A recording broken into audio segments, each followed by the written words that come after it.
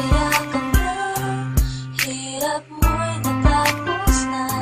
Sana'y maligaya ka ngayon sa piling na. Huwag kang mag-alala, di ka na masasaktan pa. Sa'yo'y paalam na, paalam na.